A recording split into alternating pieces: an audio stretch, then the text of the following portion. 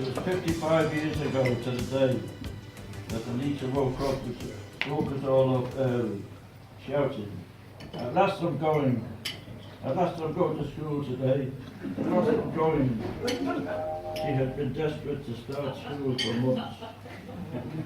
From then she continued learning, gaining several degrees and diplomas, became a teacher, then a lecturer, finishing up in college management in Wolverhampton.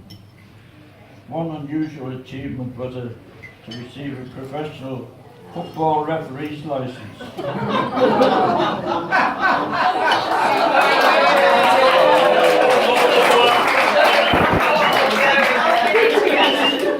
However, that was not really her cup of tea. So she kicked that idea into touch. I always chided her about having a cushy job, with the 5th of each year being holidays. Of course, I realised teaching was not a soft profession, and I recall one class Anita had consisted of 17 students, none of whom could speak a word of English, and all 17 spoke their own individual language.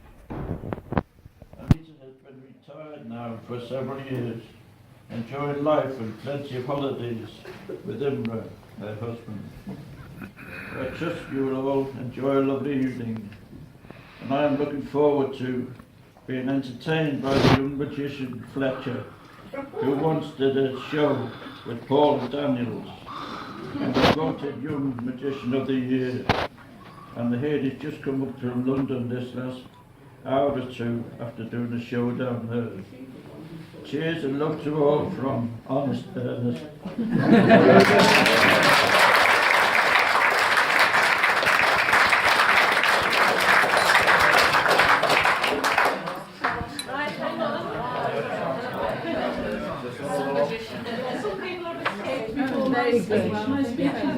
Very good. Yes, I can hear it.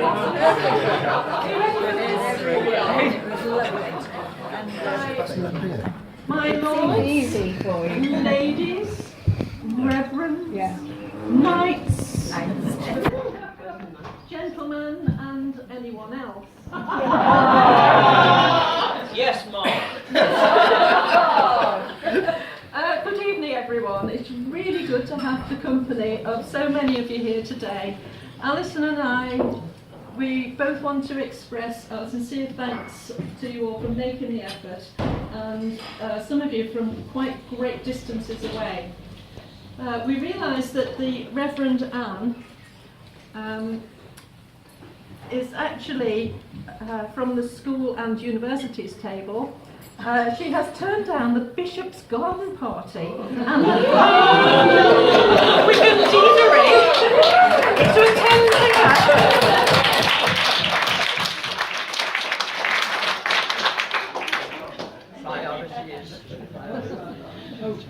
So it's to share mine and Alison's 60th birthdays.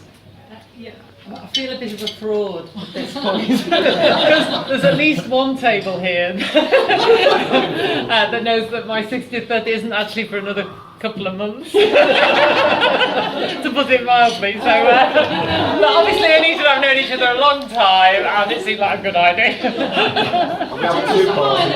Yeah, well, we'll have another one in another couple of months. I'll book the table. Yeah. We're both in our 60th year. Yeah. And we sincerely want to thank you for the lovely cards and gifts and good wishes that you've all brought for us and given to us. Anyway, I hope you've had a chance to talk to each other and to get to know some new people and to re-establish old friendships. So to be sure that we know who we all are, can we see which table can wave and shout the loudest? Let's hear it from the top table, a big hey! And the family table. Hey!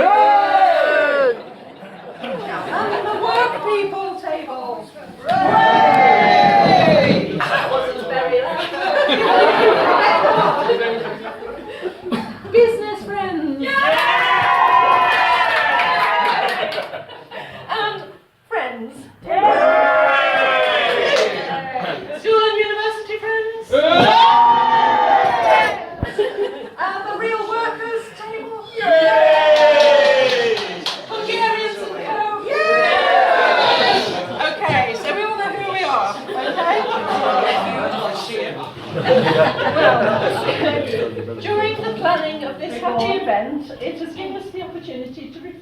on the past. What doesn't seem to be 60 years. Where does the time go?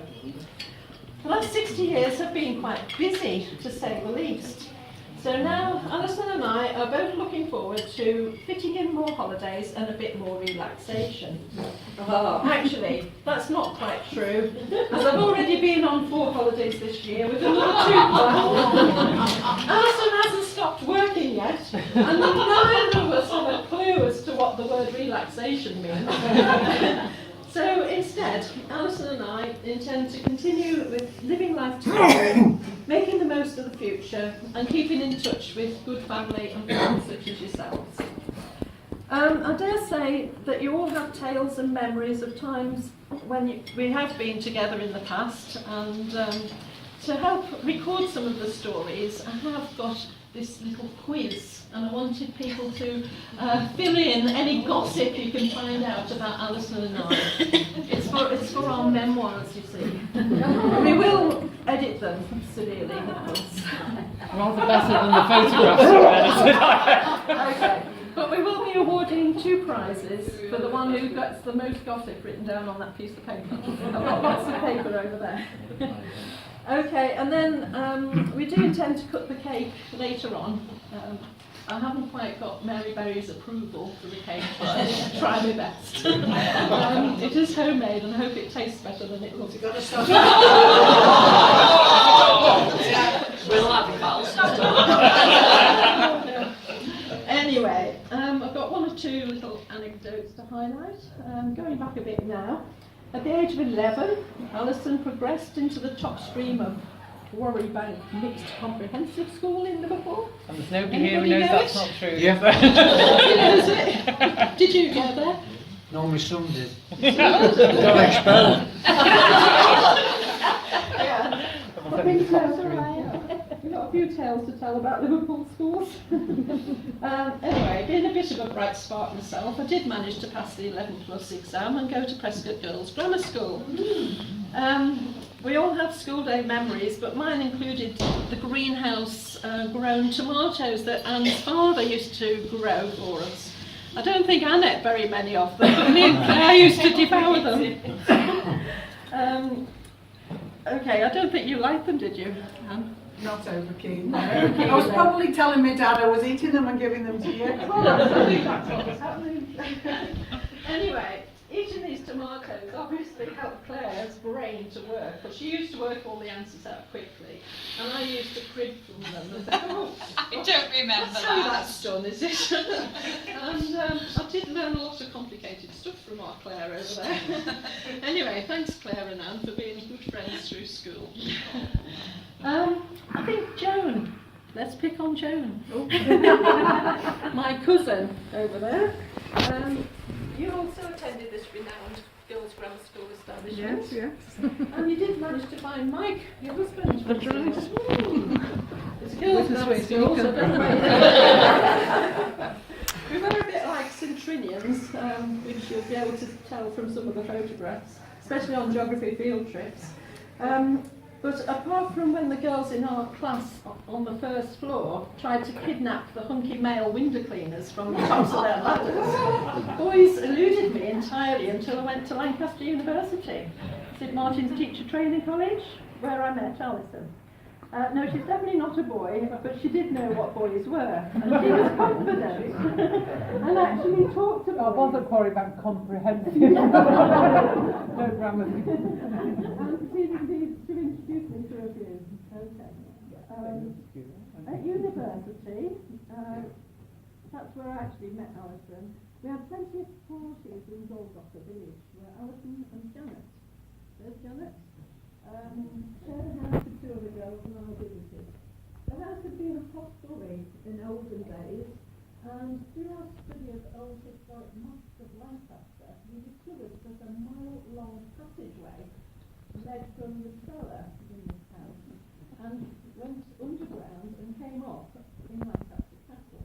And this is where the witches from Pendle Moor had been brought in via the house to meet their doom. The Golgotha was taken to the castle tower to be beheaded.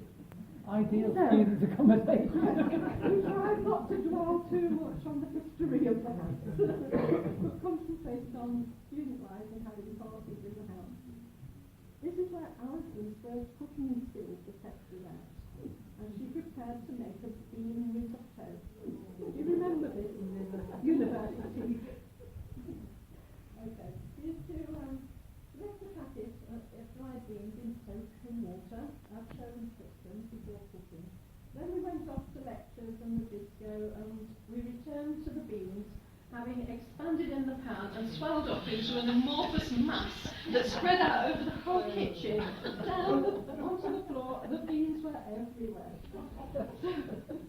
This didn't quite impress the chaps that we brought back for a night out.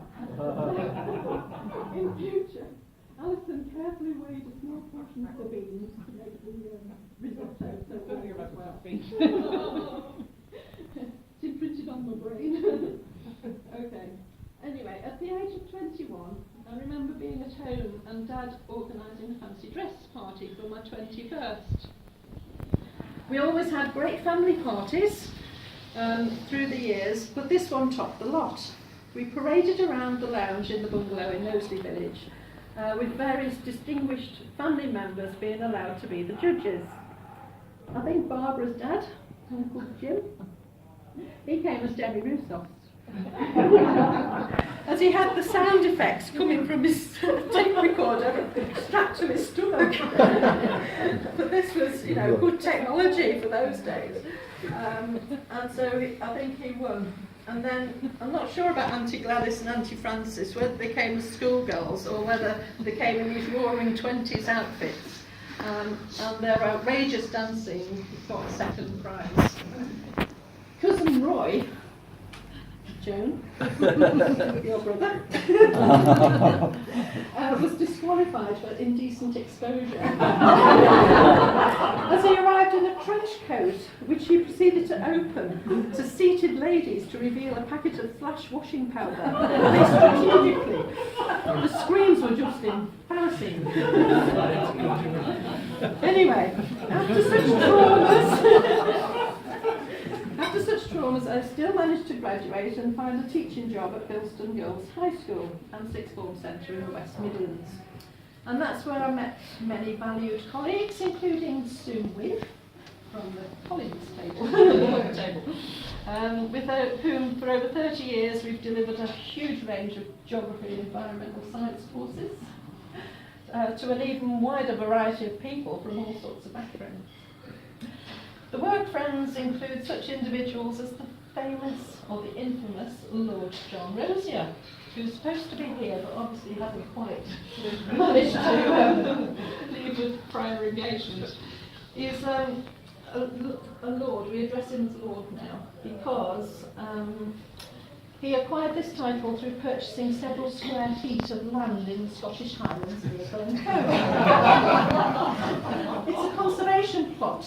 So to ensure that, because so many people own a single mountain, you know, everybody buys a few square feet of a whole mountain, so there's hundreds of people owning one mountain. It's difficult to negotiate with hundreds of owners. So, you know, that's the way of saving the mountain. So Lord John Rose is doing a good job there. Okay, so we've had many happy times at work. Alison had two great children. Chloe has just gone to university today, and Jacob here. And I have two great children as well, David and Catherine. Square under the table now with embraces. My second marriage is to Imra. Where's Imra? There he is. 8 years ago. And he's quite a character, to say the least. He specialised in producing homemade wine. Yes, not just a couple of litres, but 600 a year. He's just being awarded a knighthood next week. No, not for winemaking, although that did help to smooth over community relations. The knighthood is for community service. Oh no, sorry, that's what you get when you're on probation. What I mean is that it services to the community. Helping the elderly, translating, welcoming new Hungarians, and to deal with the bureaucracy of working in a new country. The knighthood is also for valiant escape from the Russians when they were invading the country, and for his dedication and leadership over the years to ensure that the Hungarian uprising remains in people's consciousness, and that those who died during the battles of 1956, 60 years ago as well, will always be remembered. So, in future, he is to be addressed as Sir.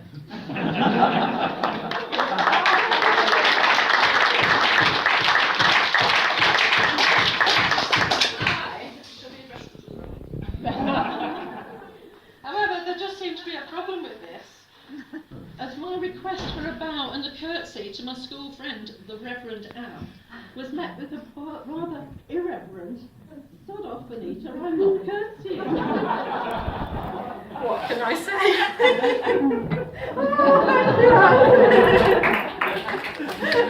Yes, no problem. I'll let you off. Oh dear. Right. Throughout our working and business lives, we have both built up a large group of associates who have become good friends over the years. Activities through companies such as Amway and Utility Warehouse, Traffic Monsoon as well, and charity helping the local hospice for cancer sufferers, and also through floristry, and have enriched our lives beyond the day job within education. In retirement, I have managed to invent a new gadget, which is displayed, or was it displayed in the corner, it's now on the floor, but never mind. So, any feedback from people would be welcome about this product. On a personal basis, Imra and I have been fortunate enough to have had the help and support from a real team of workers and craftspeople who have been instrumental in upholstering all my settees through the years. That's Linford over there. And also in constructing the growth and development of Yew Tree Cottage establishment with various extension whatever was... Robin's over there. Robin's there. Robin! Anyway, Yew Tree Cottage where Imra and I live, you're all cordially invited tomorrow morning after breakfast, if you've got the time, to come and have tea or coffee. Oh, and we do have 600 litres of red wine. It's not brewed yet. None left from last year though. 300 left. Oh, there's still 300 left from last year, that's alright. Okay, and a guided tour in the morning after breakfast if you do wish to drop in. Okay? So, she's there first. Anyway, to change the subject, Alison and I have been solid friends since meeting on the same academic course at St Martin's College, Lancaster, having both come from Liverpool, so we have found that we've got much in common. You may find that there are various famous tunes that we've chosen that you'll hear tonight. You may recognise some Liverpool songs. And we hope that you'll join in with the words and the dancing, if possible. Otherwise, you can sit and go like this. No excuse. Gaze on. Okay. So, anyway, we now have the great pleasure of introducing the most handsome, intelligent, fantastic rodeo.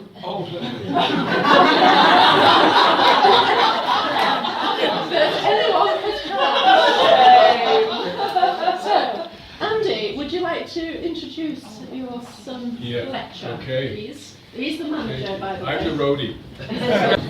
Good-looking kid, nice kid. He's bright, he's smart, it's genetic. Fletcher Ransbury.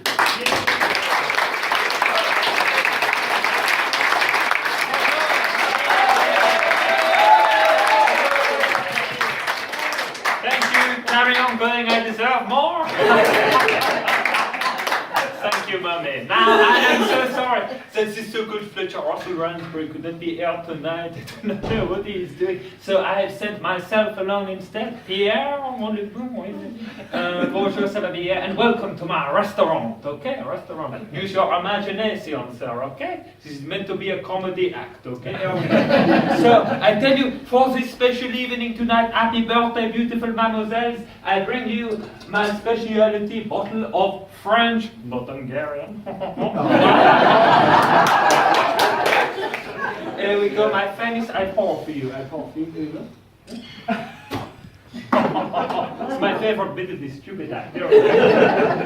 This favorite, beautiful one for you, mademoiselle. Et c'est le mot bon fort, je like romantique. Enfin, je parle Merlot, le Merlot, oui, Merlot, le Merlot. Comedy. Beautiful for you, the wine.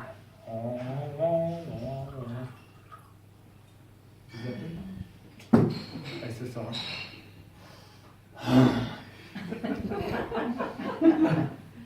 It's disgusting. I ate it. It is horrible. Oh! Oh, I'm so sorry about this awful monstrosity I present. I will send it back to my wine manufacturer. There we go. Thank you very much. There we go. Yes, for the slower readers among you.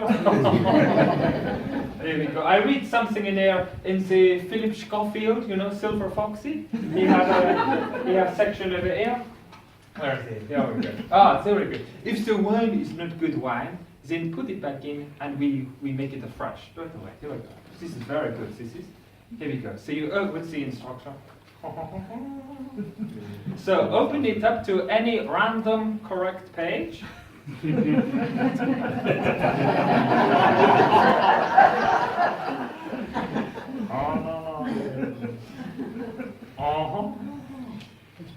Any random 3-hour act. So you open it to the page, and you get the glass, and you pour the wine in, and it comes out straight away, the bad wine into the good wine. Yes, I know. There we go. Be quiet, mommy, please. Oh, bad wine to good wine. Da, da, da, da. It not happen yet, come with it. And the bad wine turns into the good wine. No regrets. No, let there be no regrets. The bad wine into the good wine. There we go. Our name is Lola. You are a sugar. With your feather in the air and it just hurry up, come on. Sorry. Philip Schofield, thirsty boy, isn't he? Where is he going? Sorry. Oh, look, the wine is completely gone. Where has it gone? Where is it? Oh, where is it? It's no leak, I hope. It's no, where has it gone? But if you wait a second, you're waiting very patiently, thank you. You wait, after a few seconds, the bad wine turned into the good wine!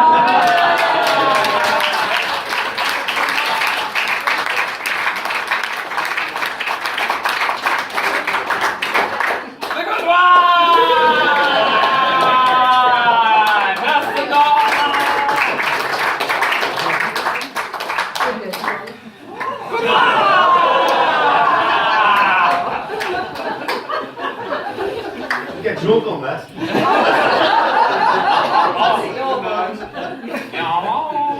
Yeah, there we go. Good one.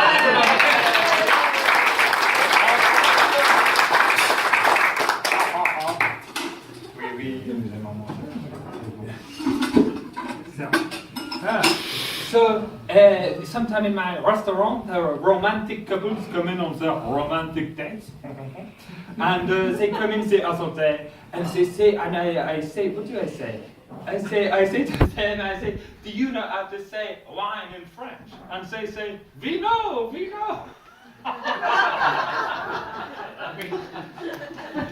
say vino. They say, shut up, you sarcastic bunch of people. They are. No, but of course I give you the French specialty food for you this evening. It is the frog caviar. There we go. Caviar, do the caviar. Mm. Mm. Oh, no.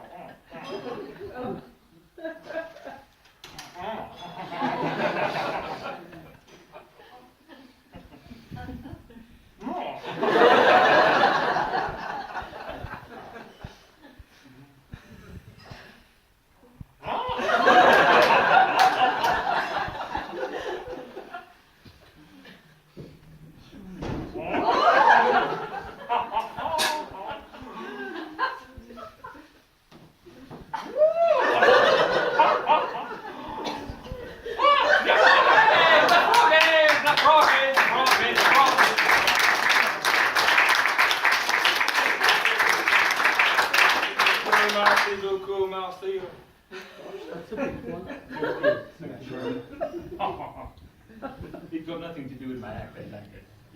There you go. So I tell you about these romantic people on the romantic dates, and they come in, so sometimes they can be so rude and so inconsiderate, and they come in, and I say, what would you like to drink? And they say, we have a nice bottle of, I do not know, martini, a popular drink. It's the 21st century, they tell me.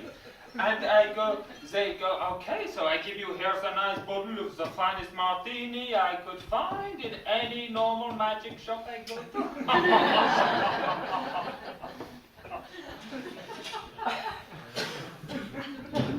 I like this. So, and I go, so you like to try? I say, no. They say, I want him to try. So I go, okay, I will move it over. And they go, no.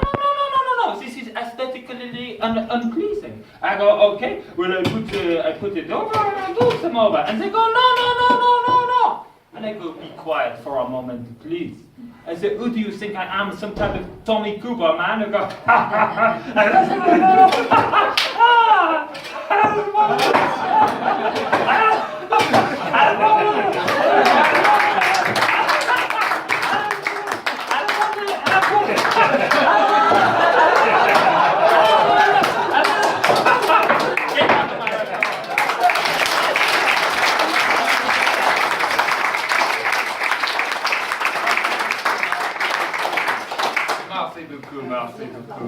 Merci beaucoup.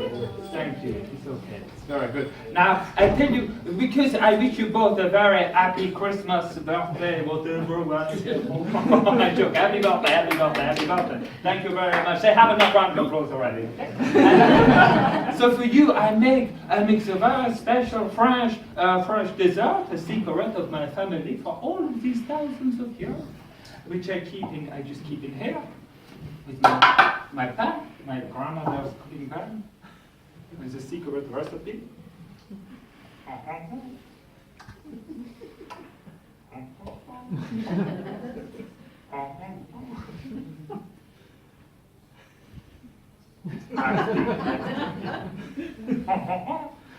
And then you take it and you eat it up for a moment and you wait. Goldfinger, diamonds are forever. They laugh when I do this the first time, you know. There you go. And then you wait, and look, the dessert, the sweetie! There we go! Sorry. I pay for your medication, There you go. Happy birthday over there. Here we go. I know, throw. There you go. Happy birthday, Merry Christmas. Okay. Don't pay for the insurance. There we go. Thank you and happy birthday. Goodbye.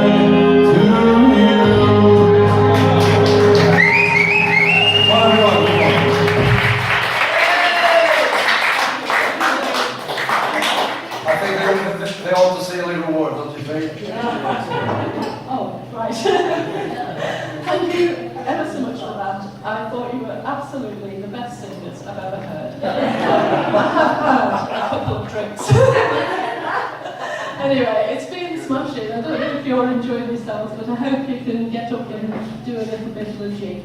Anyway, we're really enjoying this, aren't we, Alison? Absolutely. Yes, I paid her before to say that. Right, I really must cut the cake and blow the candles. We have to have it before the cake blows up here, because the candles are burning slowly here. Okay, and the next thing after this is if Jeff could come and do his little song, yeah? Because we're going to have a treat here with Jeff from Liverpool, who has raised hundreds and thousands of pounds for the charity Alder Head Children's Hospital in Liverpool by being a street singer, singing operatic songs, and people do give lots of money. So we're fortunate to have him today. So after I've just cut the cake, if Jack can come and do a couple of numbers for us. Thank you very much. Okay.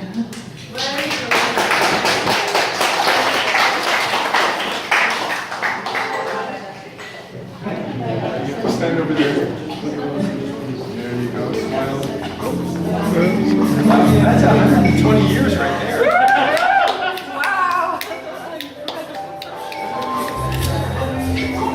But you've got to blow them out. Blow them out first.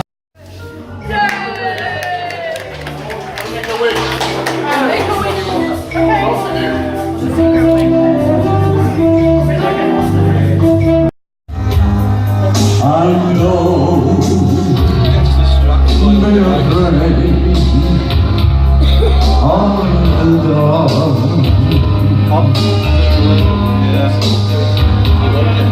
I didn't of a story.